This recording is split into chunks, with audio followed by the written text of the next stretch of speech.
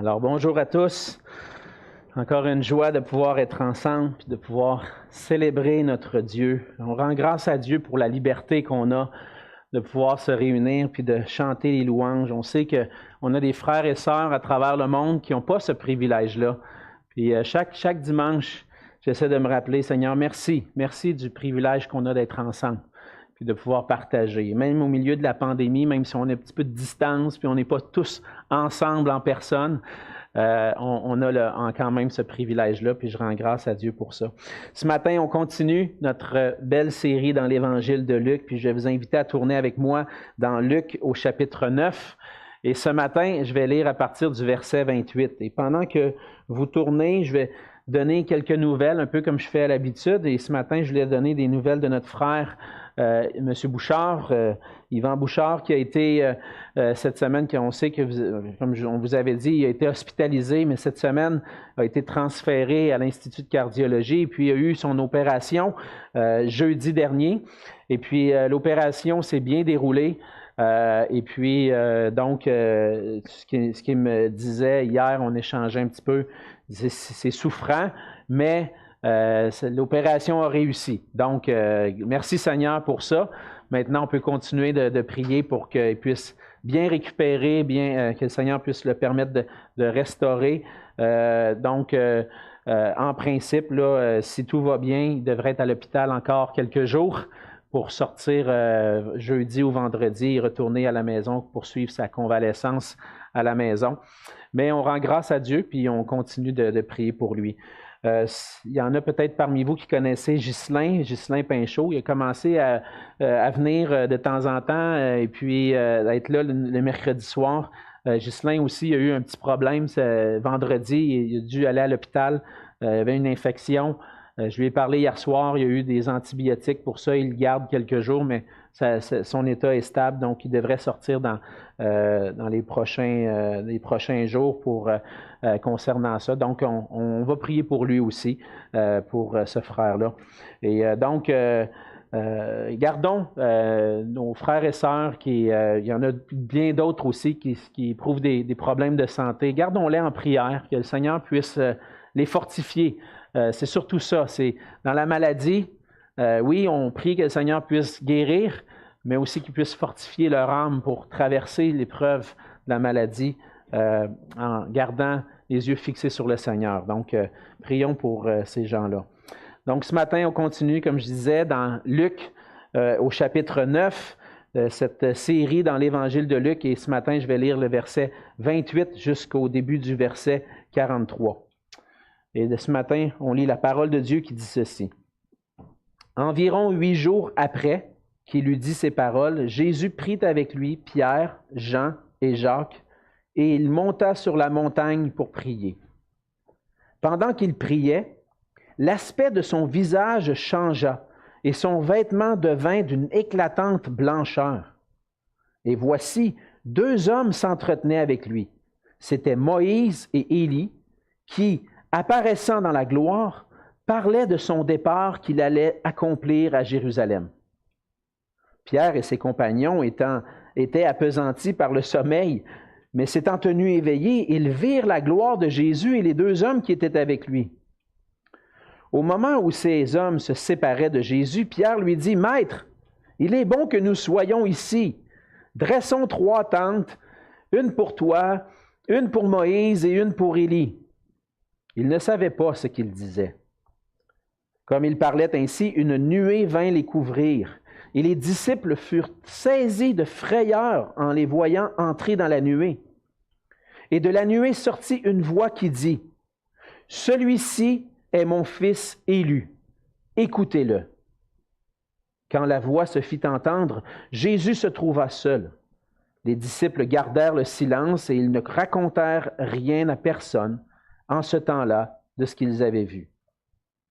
Le lendemain, lorsqu'ils furent descendus de la montagne, une grande foule vint au-devant de Jésus. Et voici, du milieu de la foule, un homme s'écria, « Maître, je t'en prie, porte les regards sur mon fils, car c'est mon fils unique. Un esprit le saisit, et aussitôt il pousse des cris, et l'esprit l'agite avec violence, le fait écumer, et a de la peine à se retirer de lui après l'avoir tout brisé. J'ai prié tes disciples de le chasser, et ils n'ont pas pu. » « Race incrédule et perverse, répondit Jésus. Jusqu'à quand serai-je avec vous et vous supporterai-je? Amène ici ton fils. Comme il approchait, le démon le jeta par terre et il l'agita avec violence. Mais Jésus menaça l'esprit impur, guérit l'enfant et le rendit à son père. Et tous furent frappés de la grandeur de Dieu. On va se courber dans un mot de prière. Seigneur notre Dieu, on vient devant toi, oui, reconnaissant que tu es ce Dieu qui est grand et puissant et que rien n'est impossible à toi.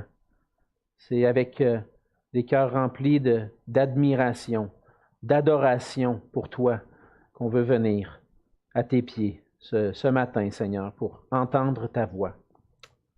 Seigneur, oui, c'est venir s'arrêter, prendre le temps d'écouter ta parole, c'est un geste d'adoration parce que à travers ce geste, même si on n'est pas en train de chanter ou d'exprimer des paroles à haute voix, on peut, dans nos cœurs, Seigneur, te dire, oui, Seigneur, c'est cette parole que je veux recevoir. Oui, Seigneur, c'est cette parole à laquelle je veux obéir. Et notre obéissance est un parfum de bonne odeur pour toi, un geste d'adoration. Seigneur, rends-nous obéissants à ta parole. Aide-nous à saisir les merveilles qui se trouvent dans ce passage ce matin. Et Seigneur, alors qu'on est en train de prier, on veut penser aussi à notre frère, M. Bouchard, qui est à l'hôpital. On veut te prier que tu puisses continuer d'être avec lui, que tu continues de mettre ta main sur lui pour qu'il puisse bien se rétablir de l'opération, que sa santé puisse s'améliorer. On te prie aussi pour Ghislain et toutes les personnes de notre Église, Seigneur, qui sont éprouvées dans leur corps, dans leur santé. Étends ta main sur eux, Seigneur, sachant que tu peux prendre soin d'eux en les guérissant, mais aussi, Seigneur, en les soutenant au milieu de l'épreuve. Sois avec eux, que leur âme puisse se confier en toi. Et c'est notre désir à nous aussi, Seigneur, qu'en toutes choses, on puisse être confiant en toi et obéissant à ta parole. Et c'est pour ta gloire et dans le précieux nom de Jésus qu'on te prie. Amen. Amen. Le Seigneur nous a bénis en nous créant avec les 5 sens qu'il nous a donnés. Lorsqu'on regarde dans la parole de Dieu, on réalise que l'être humain est une créature merveilleuse. C'est ce que le psalmiste David, entre autres, a exprimé. Il dit, « Je te loue, Seigneur, de ce que je suis une créature si merveilleuse. » Dieu a fait une belle chose. Puis même si des fois on regarde nos vies et on dit, ouais, c'est pas toujours très beau, lorsqu'on regarde la création, l'être humain en tant que créature, on voit que Dieu est un Dieu ingénieux, un Dieu qui a manifesté ses merveilles en nous créant. Et avec les 5 sens qu'il nous a donnés, le Seigneur nous a donné l'opportunité de jouir de la création. Il nous a donné la vue pour qu'on puisse voir les beautés de la création et même voir la gloire de Dieu dans la création. Nos yeux nous permettent de voir tout ce que Dieu a créé et puis de lui rendre la gloire pour ça. Il nous a donné le toucher pour qu'on puisse se toucher, démontrer de l'affection les uns envers les autres, ressentir l'amour de nos proches, des gens qui nous aiment, mais aussi le toucher des fois pour nous garder du danger. Lorsque je mets ma main près du feu, le toucher me permet d'éviter le danger. Le Seigneur nous a bénis en nous donnant ce sens-là. La même chose pour l'odorat qui nous permet d'apprécier le parfum des fleurs, la nourriture qu'on mange avec le goût, hein? Un bon repas, là, bien apprêté, bien épicé, un bon steak là, hein, sur le barbecue l'été, ça fait du bien. Puis le Seigneur nous permet d'apprécier ça. Hein? L'autre fois, on a été invités récemment chez un frère et une sœur, ils nous ont fait un bon steak sur le barbecue. C'était vraiment bon. Merci Seigneur pour le goût qui me permet d'apprécier les aliments de la nature. Mais le Seigneur nous a aussi créés avec l'ouïe pour entendre les sons de la nature, mais aussi pour nous permettre de communiquer entre nous. Si on peut communiquer ensemble, puis si vous m'entendez aujourd'hui, c'est parce que le Seigneur nous a dotés de l'ouïe. parmi tous les sens qu'on a, l'ouïe, c'est peut-être des fois le sens qu'on néglige, ou plutôt le fait d'écouter. Dans tous les grands principes des relations interpersonnelles, on suit des couples des fois, puis un des grands thèmes qui est abordé souvent dans les relations, c'est l'écoute, la communication. Et si on veut communiquer, on a à apprendre à écouter plus que parler des fois. Et pour écouter, on doit prendre le temps de s'arrêter, d'écouter ce que la personne veut nous exprimer. Ça m'arrive des fois avec mon épouse, des fois il faut que je m'arrête, je fasse silence, puis j'écoute. Qu'est-ce que tu veux me dire, Cynthia? Qu'est-ce que tu veux m'exprimer? Mais notre tendance, des fois, c'est de ne pas vouloir écouter, puis avoir la solution, puis déjà avoir la parole sur notre bouche pour répondre à ce que la personne nous dit. Mais tous les principes de la parole de Dieu, les proverbes nous disent qu'il est important d'écouter. Le Seigneur désire, la même chose comme on exprime une relation avec notre épouse, le Seigneur désire qu'on puisse utiliser notre sens de l'ouïe dans notre relation avec lui. Il veut nous parler. Puis pour qu'on puisse l'entendre, on doit s'arrêter puis écouter. Mais on est tellement souvent occupé, préoccupé par un paquet de choses qu'on ne prend pas le temps d'écouter attentivement ce que le Seigneur veut nous dire. Dans le passage de ce matin, on voit le récit d'un moment où Dieu est intervenu d'une manière extraordinaire, d'une manière particulière dans le ministère de Jésus. Un moment où il a fait entendre sa voix pour qu'on puisse l'écouter. Alors que Jésus est en train d'accomplir son ministère sur la terre, comme on l'a mentionné dans les derniers chapitres de l'Évangile de Luc, on voit le ministère de Jésus, particulièrement en Galilée, alors qu'il accomplit des miracles, alors qu'il est en train d'enseigner avec autorité dans les synagogues, enseigne la parole de Dieu. Il y a une question qui est soulevée, puis les gens se posent la question, mais quel est celui-ci? C'est qui cet homme-là? Les gens posent la question. Et la semaine dernière, et aujourd'hui, on arrive à un moment où cette question-là est répondue d'une manière plus claire. Dans l'Évangile de Luc, la semaine passée, à travers la bouche des disciples qui ont déclaré qu'il est le Christ de Dieu. Qui est cet homme? Quel est celui-ci? C'est le Christ de Dieu. Mais maintenant, après qu'on a entendu ce que les disciples ont dit sur Jésus, après qu'on a entendu ce que Jésus avait à dire sur sa propre mission sur la terre, maintenant, sur cette montagne-là, c'est Dieu qui déclare la véritable identité de Jésus. Le Père lui-même déclare qui il est. Et au travers du passage de ce matin, on va voir que Jésus est le roi glorieux, le Fils choisi que nous devons écouter et auquel nous devons nous soumettre. Dans le récit de ce matin, qu'on voit dans ce passage à partir du verset 28, on voit premièrement que Jésus est le roi glorieux qui surpasse tous les prophètes. On voit dans le récit qu'après que Jésus a annoncé à ses disciples qu'est-ce qui va arriver, qu'est-ce qui va lui arriver, pourquoi il est venu sur la terre, qu'il était venu pour souffrir et aller jusqu'à mourir et ressusciter pour nous. Et après qu'il les a enseignés sur qu'est-ce que ça veut dire être un disciple, il va leur dire au verset 27, « Quelques-uns de ceux qui sont ici ne mourront point qu'ils n'aient vu le royaume de Dieu. » Et là, le verset 28, on arrive à ce moment-là où il dit, environ 8 jours après que Jésus a prononcé ces paroles-là. Jésus va sur la montagne pour prier et il y a avec lui Pierre, Jean et Jacques. On voit que Pierre, Jean et Jacques deviennent dans un cercle rapproché parmi les apôtres. Un privilège. Ils ont un privilège d'être souvent témoins de choses particulières qui se passent dans le ministère de Jésus. Et ils montent sur la montagne pour prier. Et pendant qu'il prie, pendant que Jésus est en train de prier, son visage se transforme. On appelle souvent ce moment-là la transfiguration parce que le visage, sa figure, est transformée. Comment il apparaît? Le visage de Jésus change et son vêtement devint d'une éclatante blancheur. C'est ce qu'on lit au verset 29.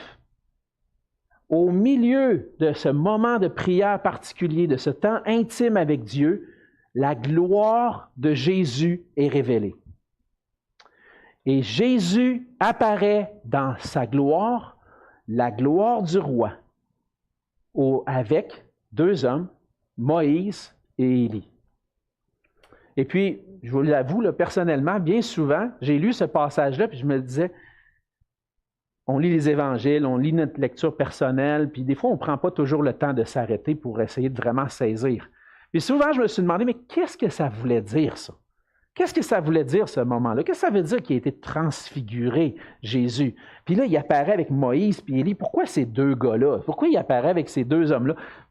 Plein de questions qui... Mais jamais prendre le temps de s'arrêter pour le comprendre. Par la grâce de Dieu, le Seigneur permet que je puisse étudier le passage. J'ai aussi entendu des prédications qui m'ont éclairé un peu sur ce passage-là. Et puis là, on voit Jésus dans la gloire avec Moïse et Élie. Et les parallèles qu'on voit dans ce passage-là sont importants. Premièrement, Jésus est sur une montagne. Deuxièmement, son visage est changé, sa gloire apparaît. Et puis, il n'est pas avec n'importe qui, il est avec Moïse et Élie. Lorsqu'on prend le temps de considérer ces deux hommes-là, puis le ministère qu'ils ont eu dans l'histoire d'Israël, on prend le temps de considérer qui était Moïse. Moïse était ce prophète que Dieu avait suscité en Égypte pour venir et diriger le peuple, les délivrer de l'esclavage en Égypte. Et lorsque le peuple est sorti d'Égypte, un jour, arrivé à une montagne, le mont Sinaï, Moïse est monté sur la montagne et il a entendu la voix de Dieu, où Dieu lui a parlé. Et on voit dans Exode 34, entre autres, on n'aura pas le temps d'aller tout lire le récit, vous pourrez aller le relire si vous voulez, mais lorsque Moïse descend de la montagne, son visage est éclatant de gloire. Et puis le peuple d'Israël ne peut pas regarder Moïse, il est obligé de placer un voile sur son visage tellement que son visage reflète la gloire de Dieu. Et là, dans ce passage-là, ici, on voit que la même chose semble se produire. Et là, Moïse est présent. Moïse est là. Et Dieu va déclarer quelque chose d'important. On va voir plus loin. Mais c'est comme s'il y a un parallèle entre les deux. Moïse qui a reçu la loi, les 10 commandements, qui a donné à Israël la parole, qui a été un prophète au milieu d'Israël, puis que Dieu a dit, écoutez ma voix à travers ce que Moïse a à dire, maintenant amène un nouveau prophète. C'est ce qu'on voit dans la personne de Jésus. Et Élie est là, est présent, est aussi un des grands prophètes de l'Ancien Testament. Lorsqu'on lit l'histoire d'Élie, il a accompli des miracles. Il y a eu une prière fervente qui a fait en sorte que la pluie est tombée, le feu est descendu du ciel pour consumer l'autel des prophètes de Baal. On lit des choses extraordinaires. Mais Élie, Moïse représente ce prophète qui apporte la parole de Dieu. Élie représente ce prophète qui appelle le peuple à la repentance et qui est précurseur, préfigure le ministère de Jean-Baptiste qui va venir appeler le peuple à la repentance et préparer la voie de Jésus. Jésus n'est pas avec n'importe qui sur la montagne. Il est avec deux grands prophètes de l'Ancien Testament. Et la gloire de Jésus, sa gloire est manifestée sur la montagne en présence de ces deux grands prophètes-là. Mais ce qui est intéressant aussi, c'est de savoir de quoi Jésus parlait. Et moi, si j'avais été là, j'aurais été là, je dis, qu'est-ce qu'il est en train de lui dire là? Qu'est-ce qu'il jase? De quoi qu'il parle avec eux autres? Et là, on le voit au verset 31. Il apparaît dans la gloire avec Moïse et Élie, qui, apparaissant dans la gloire, parlait de son départ qu'il allait accomplir à Jérusalem. Et là, il faut s'arrêter pour considérer ça. Au milieu de la gloire du roi qui apparaît, Jésus discute de la chose la plus humiliante qui ne va pas arriver dans sa vie, la mort de la croix. Lorsque Jésus parle de son départ pour Jérusalem, qui va s'accomplir à Jérusalem, on parle de sa mort. Mais ce qui est intéressant, juste pour expliquer un peu le passage, le mot « départ » ici, Dans l'original, c'est le mot grec exodos. Et je pense que Luc a choisi ce mot-là particulièrement, le mot exodos, duquel nous, en français, on dit l'exode. Alors que Jésus est avec Moïse et Élie sur la montagne, il parle de son exode. Et on ne peut pas s'empêcher de penser, de faire référence à l'exode du peuple d'Israël, cette sortie d'Égypte où Dieu a accompli la délivrance de son peuple, le délivré de l'esclavage. Et là, à travers l'exode de Jésus, son départ à lui, Dieu va accomplir la délivrance de son peuple. Cet exode fait référence à sa mort, à sa résurrection, pour que Jésus, par cet exode, vienne délivrer son peuple de ses péchés. Et là, voyez ce moment-là, où on voit Jésus dans la gloire, mais en train de parler de la chose la plus humiliante. Et là, on a comme un paradoxe. C'est comme dire, pourquoi c'est glorieux? Pourquoi il parle de ça dans ce moment glorieux? Parce que ce que Jésus se prépare à accomplir, c'est ce qu'il y a de plus glorieux qui a jamais existé. Jésus s'en va accomplir notre salut. À la croix et par sa résurrection, s'en va accomplir notre salut pour qu'on puisse avoir le pardon de nos péchés, la vie éternelle et être délivré de l'esclavage du péché. Et alors qu'il apparaît dans la gloire avec Moïse et Élie, Jésus parle de ce qu'eux ont annoncé d'avance, de la gloire du salut de Dieu qui va être accomplie. Le Fils va être rejeté, le Fils va être humilié, mais au travers de l'humiliation du roi glorieux, la gloire de Dieu se révèle. Ce qui paraît comme un scandale aux yeux des hommes est glorieux aux yeux de Dieu. Et un des commentateurs, Leon Morris, qui a dit la vraie gloire, la gloire de Dieu, la vraie gloire et la croix ne sont pas incompatibles. Au contraire, c'est là qu'on voit la gloire de Dieu manifestée. La gloire de Jésus-Christ dans l'accomplissement de notre salut. Naturellement, on n'a pas tendance à voir la croix de Christ comme quelque chose de glorieux, mais plutôt de scandaleux. Par nature, c'est ce qu'on pense. Dans 1 Corinthiens 1, verset 18, Paul va dire, la prédication de la croix est une folie pour ceux qui périssent. C'est un scandale. Mais pour nous qui sommes sauvés, elle est une puissance de Dieu. Les Juifs demandent des miracles et les Grecs cherchent la sagesse. Nous prêchons Christ crucifié. Scandale pour les Juifs et folie pour les païens, mais puissance de Dieu et sagesse de Dieu pour ceux qui sont appelés, tant Juifs que Grecs, car la folie de Dieu est plus sage que les hommes et la faiblesse de Dieu est plus forte que les hommes. Et sur cette montagne-là, alors que la gloire de Dieu est révélée, Jésus discute de ce qu'il va accomplir sur la croix. Et en quelque sorte, ce qu'on doit réellement saisir, c'est que si vous voulez vraiment voir la gloire de Dieu, regardez à la croix. Tu veux voir la gloire de Dieu manifestée? Regarde à la croix. La gloire de Dieu a été manifestée pour nous en Jésus-Christ par sa mort à la croix. C'est l'apôtre Paul qui va même le dire d'une manière éloquente dans 2 Corinthiens au chapitre 4, les versets 3 et 4.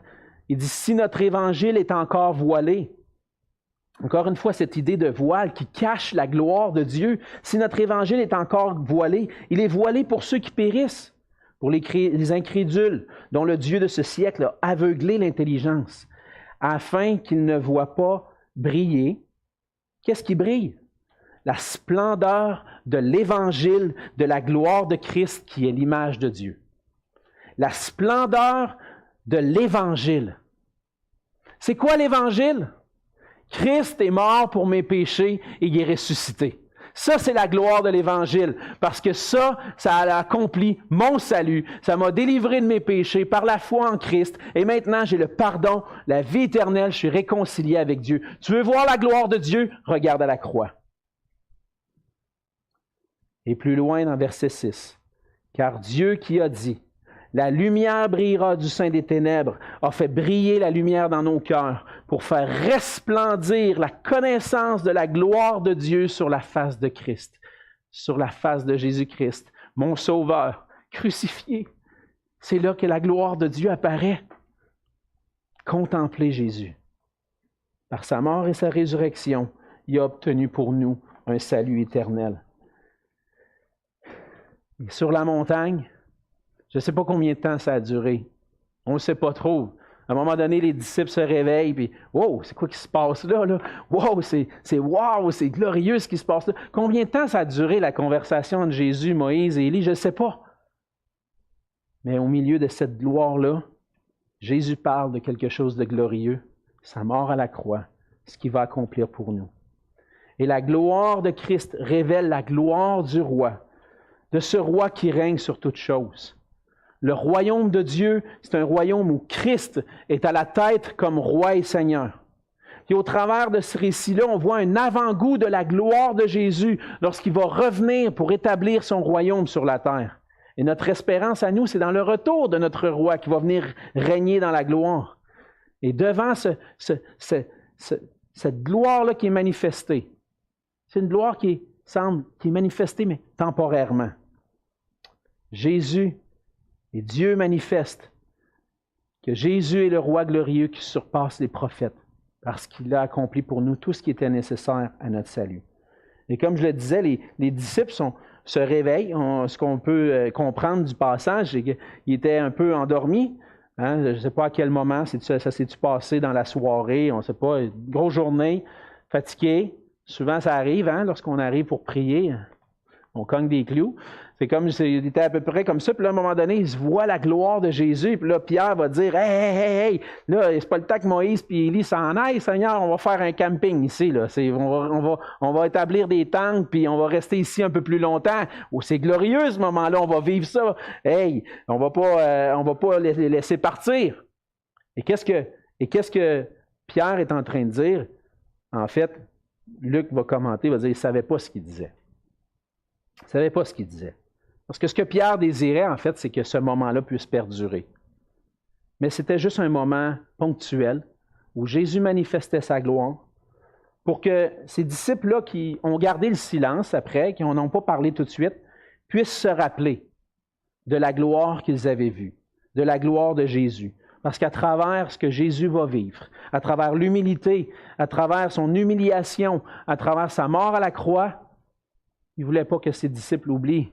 Je suis le roi glorieux qui va ressusciter. Les disciples ne comprenaient pas ce qui allait se passer.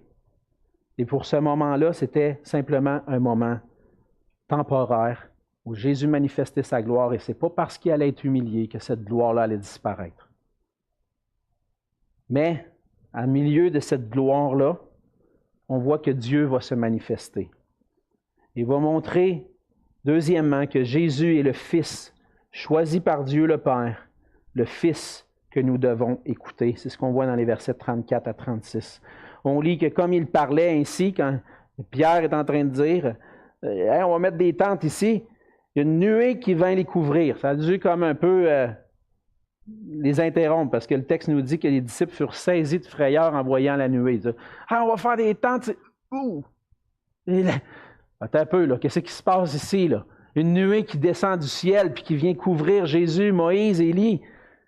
Et encore une fois, il y a un parallèle que je pense qu'on peut faire. Lorsque Moïse était sur la montagne, Dieu était apparu au milieu d'une nuée, au milieu d'éclairs, de tonnerre. Dieu était apparu au milieu d'une nuée aussi à Israël lors de la sortie d'Égypte.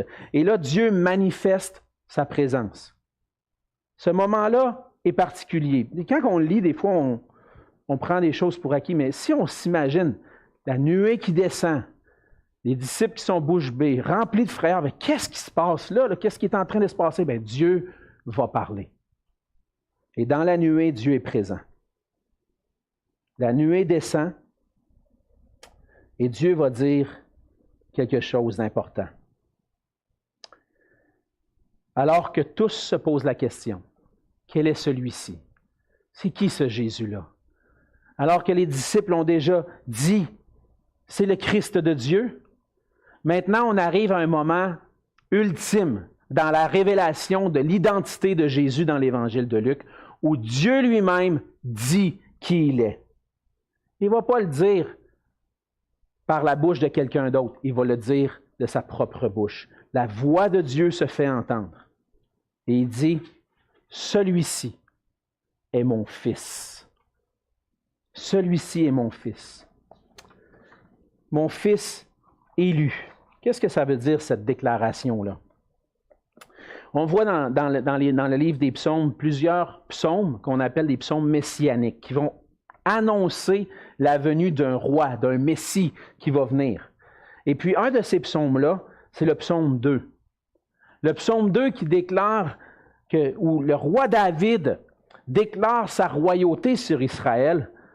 Et en même temps, on voit que ce psaume-là, à travers ce psaume-là, David est en train d'annoncer un roi qui va venir aussi. C'est l'Épître aux Hébreux qui nous aide à comprendre que le psaume 2 concerne aussi Jésus.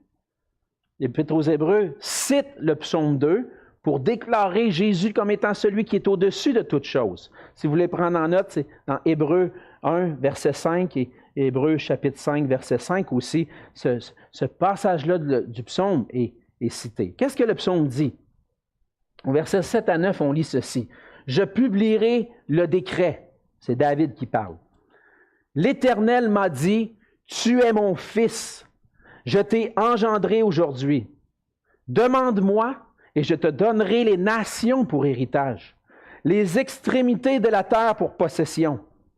Tu les briseras avec une verge de fer, tu les briseras comme le vase d'un potier. » On sait que David a conquis beaucoup de territoires pour Israël, mais on sait qu'il n'a pas accompli, puis il n'a pas dominé parfaitement sur toutes les nations. Non, ce psaume-là pointe vers un autre roi qui va venir, de la descendance de David, où Dieu va dire « Tu es mon fils ». Et lors du baptême de Jésus, il y a une voix qui s'était faite entendre du ciel. Puis qu'est-ce que Dieu a déclaré? Dieu le Père a déclaré « Tu es mon fils ». Il a déclaré à Jésus « Tu es mon fils » juste avant le début de son ministère pour que, fortifié par la parole du Père, il puisse accomplir son ministère. Mais là, la parole ne parle plus à Jésus. Elle parle à ceux qui sont là, témoins de ce spectacle-là, de la transfiguration de Jésus, de la nuée qui descend. Et Dieu parle et dit, « Celui-ci est mon fils, celui que j'ai choisi pour dominer sur Israël. » Et Dieu va donner un commandement important. Et si vous voulez souligner 2 mots dans ce passage-là, et mettre en jaune, mettez des lumières de Noël autour si vous voulez, soulignez ces 2 mots-là. Écoutez-le, parce que c'est Dieu qui parle à ce moment-là. Celui-ci est mon fils élu, écoutez-le. Le commandement que Dieu donne à ce moment-là, c'est écoutez-le. Et en prononçant cette parole-là, Dieu déclare qu'une prophétie qui avait été faite 1500 ans avant vient de s'accomplir. Dans Deutéronome au chapitre 18, verset 15, Dieu dit à Moïse, « L'Éternel, ton Dieu, te suscitera du milieu de toi, d'entre tes frères, un prophète comme moi. » C'est Moïse qui parle à Israël. « Un prophète comme moi. Vous l'écouterez. Je leur susciterai du milieu de leurs frères un prophète comme toi.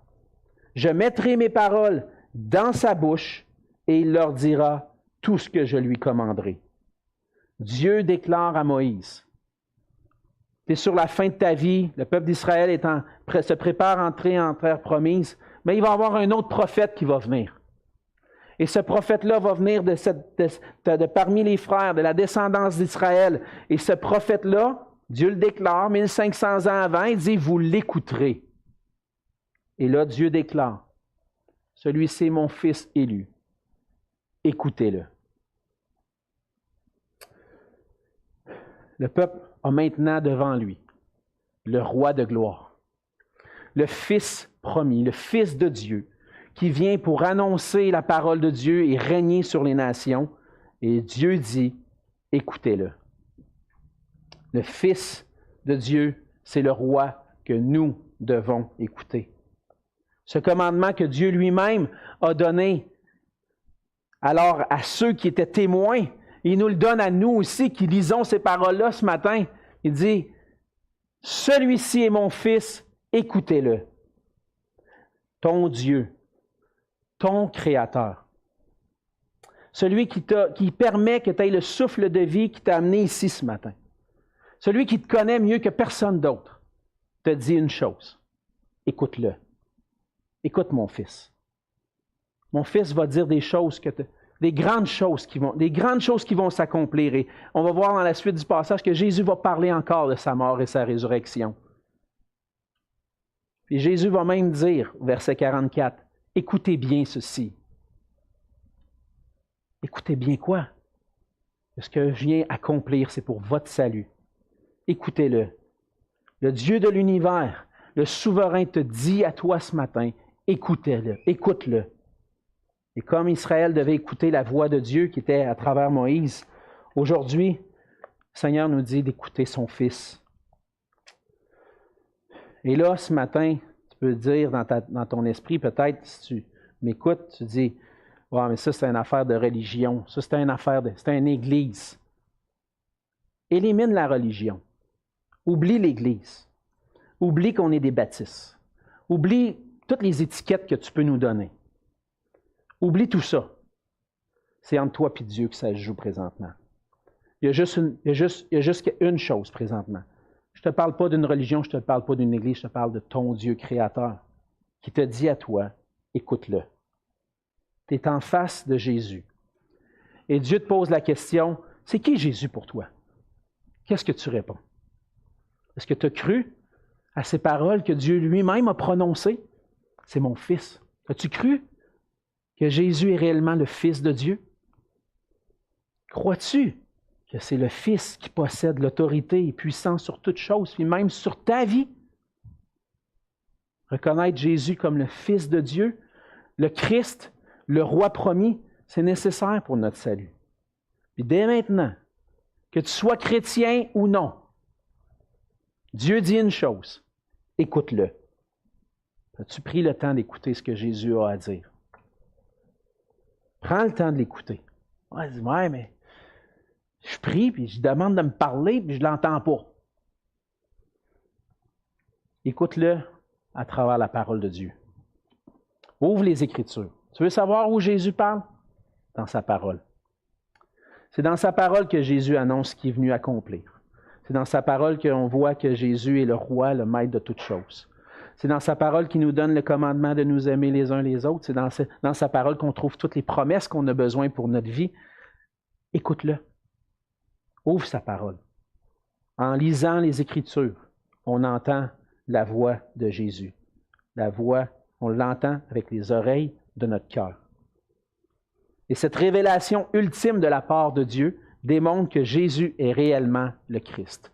Dieu, sur la montagne, a déclaré, « Ceci est mon Fils élu, le roi que j'ai choisi, et on doit l'écouter.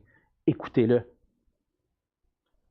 Dans la suite du passage, on voit que Jésus va démontrer la gloire de ce roi promis à travers, encore une fois, un récit, la guérison d'un démoniaque. On a vu déjà dans l'Évangile de Luc, on en a vu plusieurs, que Jésus avait le pouvoir et l'autorité sur des esprits impurs, qu'il avait le pouvoir, mais on voit que le récit se passe maintenant lorsque Jésus descend de la montagne avec ses disciples. Le verset 37 nous dit que c'est le lendemain, lorsqu'ils furent descendus de la montagne, une grande foule est venue au-devant de Jésus, puis au milieu de la foule, il y a un homme qui s'écrie, « Je t'en prie, je t'en supplie, viens délivrer mon fils unique, il est pris d'un démon. » Et puis ce père-là supplie Jésus, puis en même temps, il dit quelque chose. Il dit, « J'ai prié tes disciples de le chasser, mais ils n'ont pas pu. » Oh boy! La chose qu'il ne fallait pas dire. Parce que la réaction de Jésus nous en dit long sur l'attitude des disciples à travers cette tentative de chasser le démon. Et Jésus prononce des paroles dures. Verset 41. parle à cette génération-là, il dit « Race incrédule et perverse », répondit Jésus. « Jusqu'à quand serai-je avec vous et vous supporterai-je? » Et là, on voit Jésus un peu comme découragé. Qu'est-ce qu'ils ont fait là? C'est des incrédules. Ils ne comprennent pas. Qu'est-ce qu'ils ne comprennent pas encore? C'est un peu comme nous, même moi, mes parents, des fois, l'ont fait souvent. Qu'est-ce que tu n'as pas compris, là? Et même moi, des fois, avec mes enfants, je dis, qu'est-ce que tu ne comprends pas, là? Et là, Jésus dit race incrédule et perverse. C'est des mots durs. Mais lorsqu'on regarde dans l'Évangile de Matthieu et Marc, ils vont souligner certains faits, entre autres, qui nous aident à comprendre pourquoi Jésus les traite si durement. Premièrement, il dit, on voit que c'est un manque de foi. Ils n'ont pas réussi à chasser le démon par manque de foi. Et deuxièmement, par un manque de prière. C'est ce manque de foi et de prière, cette incrédulité de la part des disciples qui les empêche de chasser le démon. En réalité, on pourrait dire que les disciples ont essayé de chasser le démon par eux-mêmes plutôt que de se confier en Jésus, que lui est le roi capable de chasser les démons. Le Saint-Esprit n'est pas encore venu sur les disciples. Et puis les disciples n'ont pas encore tout saisi la gloire et la puissance de Jésus. Et là, ils ont essayé de faire quelque chose qu'ils n'ont pas été capables. Mais le roi, lui, est capable de le faire. Le roi est capable de l'accomplir. Et à travers cette manifestation de la gloire de Jésus, à travers cette guérison, Jésus manifeste à nouveau sa gloire. Il montre qu'il est le Fils unique qui possède l'autorité et la puissance du roi choisi, du Fils élu. Et Jésus va chasser le démon. Et on voit même que le fait que lorsque le démon s'approche, lorsque le jeune homme s'approche, ce Fils unique, le démon l'agite avec violence. Fait qu'il y a quelque chose qui se passe là, une confrontation spirituelle qui se passe. Et on voit que Jésus a le dessus. Il est vraiment le Fils élu parce qu'il est capable de chasser ce démon-là. Et la réaction de la foule nous en dit long. On voit au verset 43 que tous furent frappés de la grandeur de Dieu. Donc la foule réalise, hey, c'est Dieu qui agit à travers Jésus. Et nous, est-ce qu'on réalise pleinement la puissance du Fils? Que la gloire de Dieu est manifestée à travers le Fils. Les disciples n'avaient pas tous compris ça au départ. Mais maintenant, nous, comme je le disais, on a le Saint-Esprit maintenant qui nous éclaire. Et les enfants de Dieu ont le privilège d'avoir en eux l'Esprit de Dieu, l'Esprit qui nous illumine, qui ouvre notre intelligence pour comprendre réellement ce qu'on ne peut pas comprendre naturellement. Et par la grâce de Dieu, maintenant, on a le privilège de réaliser qui est réellement Jésus et la puissance. Lorsque les cœurs se tournent vers le Seigneur, l'apôtre Paul dit, le voile est ôté. Il nous permet de réaliser pleinement qui est Jésus. Et par la grâce du Saint-Esprit, maintenant, on peut saisir réellement qui il est. Mais si on veut connaître et réaliser qui est notre Sauveur, on doit venir à lui. On doit venir à lui puis faire écouter sa parole, faire confiance à sa parole qui nous révèle qui il est, qui nous révèle qui nous sommes, qu'on a besoin de se soumettre à lui et d'être dans l'obéissance. La foi en Jésus nous conduit à obéir à cette parole, de l'écouter et de réaliser réellement qui il est. Jésus est le roi glorieux, le Fils choisi qu'on doit écouter et auquel on doit se soumettre. On doit obéir. Sur la montagne, et à travers ce que Jésus a accompli pour nous, Jésus a révélé la gloire du Fils de Dieu. C'est la gloire du roi glorieux qui est venu du Père et qui nous dit, dont le Père nous dit, écoutez-le. C'est la gloire du roi glorieux qui manifeste l'autorité et la puissance du royaume de Dieu. Encore une fois, le récit nous appelle à la foi, à faire pleinement confiance à Jésus-Christ pour notre salut et dans notre marche avec lui à tous les jours. Il nous appelle à écouter la voix du Seigneur Jésus, à lui faire confiance et à lui obéir. Est-ce que tu prends le temps d'écouter la parole de Jésus? Est-ce que tu places ta confiance dans cette parole-là, dans les promesses qu'on trouve dans sa parole, dans cette parole de vérité? chaque jour, de savoir que le Seigneur prend soin de nous, qu'on n'a rien à craindre parce qu'il est avec nous tous les jours jusqu'à la fin du monde. Qu'un jour, il va revenir pour qu'on puisse être dans la gloire avec lui. Est-ce que tu fais confiance aux promesses du Seigneur Jésus? Et est-ce que tu obéis à sa parole? Es-tu soumis à ce roi? Ce passage nous révèle la gloire de Christ, la gloire du roi auquel on doit se soumettre. Parce qu'un jour, Jésus va apparaître dans cette gloire-là, quand il va venir pour juger les nations, puis pour établir le royaume de Dieu sur la terre. La gloire de Jésus sur cette montagne-là, c'est un avant-goût de la gloire dans laquelle il va apparaître et dans laquelle on va régner avec lui pour toujours, ceux qui auront cru en lui. Et en attendant ce jour glorieux, le roi glorieux, ce jour où le roi glorieux va faire son entrée, on veut être trouvé fidèle, confiant et obéissant à sa parole. En attendant, le Père nous dit, écoutez-le. C'est ma prière qu'ensemble, comme Église, ensemble, comme des fils et des filles du royaume de Dieu, qu'on puisse être attentifs à la parole de notre Dieu. En attendant que le Seigneur revienne, écoutons-le. On va se courber dans un mot de prière. Oui, Seigneur notre Dieu, ce passage est tellement grand, tellement riche. On voit ta parole manifester, ta gloire manifester. C'est difficile de l'exprimer dans des mots, Seigneur. Je trouve que mes mots sont tellement faibles pour pouvoir exprimer cette gloire qu'on lit dans ce passage. Mais Seigneur, on a besoin d'aller à toi, on a besoin de venir devant toi, de contempler la gloire de la croix, contempler ta gloire du Fils de Dieu qui a été souverainement élevé, qui a le nom qui est au-dessus de tout nom et devant qui nous devons fléchir le genou. Seigneur, c'est seulement par ton esprit que le voile peut être ôté. Aide-nous, Seigneur, à saisir ta gloire. Aide-nous à te reconnaître comme le roi et maître de nos vies. Aide-nous à t'écouter, à te faire confiance et à t'obéir.